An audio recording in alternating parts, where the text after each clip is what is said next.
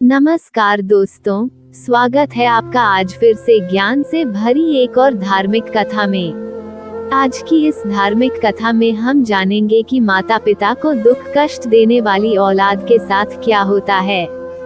जब किसी के जीवन में किसी जीव, इंसान या जंतु की दुख कष्टों से भरी नकारात्मक ऊर्जा मंडराने लगती है तो ना तो वह व्यक्ति जीवन में कभी महान बन पाता है और ना ही जीवन भर सुखी रह पाता है।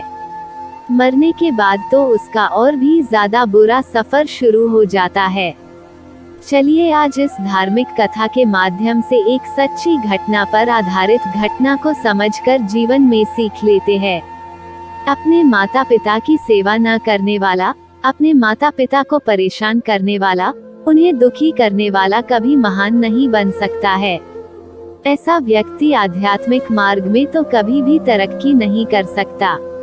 श्रीमद् भागवतम के अनुसार गोकर्ण जब काफी लंबी तपस्या के बाद घर आए तो उन्होंने देखा कि उनका घर तो सुनसान पड़ा है, एकदम वीरानी छाई हुई है। उन्होंने जब भीतर प्रवेश किया तो एकदम खाली था उनका घर। किसी प्रकार से रात रुकने की व्यवस्था की।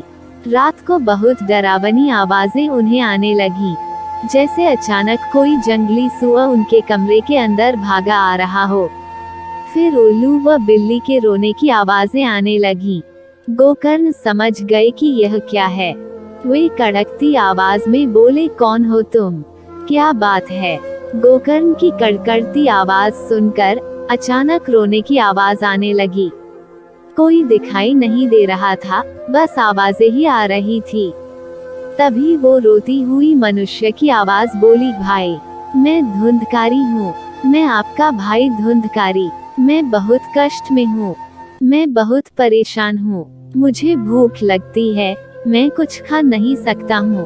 प्यास लगती है तो कुछ भी पी नहीं पाता हूँ। हालांकि मेरा शरीर नहीं है, किंतु मुझे ऐसा ही लगता रहता है जैसे मैं जल रहा हूँ। हवा के थपेड़ों से मैं कभी इधर होता हूँ तो कभी उधर। मैं एक स्थान पर टिक भी नहीं पाता हूँ। मेरे भाई, मैं बहुत कष्ट में हूँ, मैं एक प्रेत बन गया हूँ।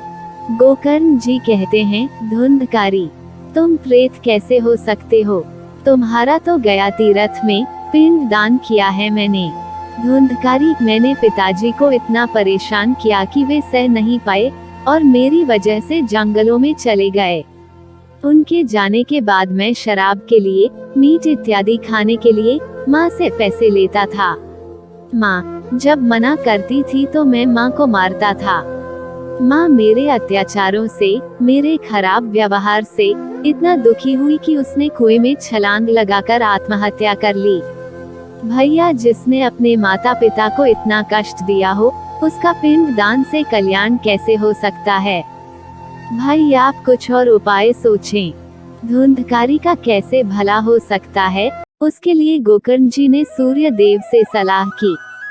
सूर्य देव जी ने कहा, गोकर्ण, भगवत भक्ति ही, श्रीमद् भागवतम कथा अथवा श्री कृष्ण की कथा ही धुंधकारी का कल्याण कर सकते हैं और अन्य कोई उपाय नहीं है। उसके उपरांत श्री गोकर्ण जी ने गांव के सभी लोगों को इकट्ठा कर विधि विधान से श्रीमद् भागवतम कथा का आयोजन किया। भगवान श्री कृष्ण की महिमा कीर्तन का आयोजन किया। वहीं पर एक बांस गाड़ दिया ताकि उसमें धुंधकारी रह सके। हवा के थपेड़ों की वजह से वो हरि कथा से वंचित न हो। इस तरह श्री कृष्ण महिमा श्रवण करके श्रीमद् भागवतम की कथा सुनकर धुंधकारी का कल्याण हुआ। श्रीमद् भगवत गीता का मन से रसपान। अन्यथा उसने तो जीवन में इतने पाप किया थे कि उनसे मुक्त होना उसके लिए असंभव था। क्योंकि जिन माता पिता ने हमें जन्म दिया, जिन माता पिता ने इतने कष्टों के साथ हमें पाला पोसा, पढ़ाया लिखाया, बड़ा किया, जिन माता पिता ने हमारे सुख के लिए अपने सुखों को छोड़ा, उन माता पिता की अगर कोई सेवा न करे, उन माता पिता को कोई कष्ट दे अथवा परेशान करे तो भगवान कैसे सहन करेंगे? स्वयं विचार करें। हर माता पिता को अपनी औलादों से यही उम्मीद रहती है कि वो उनके बुढ़ापे का सहारा बनेंगे, हमारे बाद उनके वंश को आगे बढ़ाएंगे।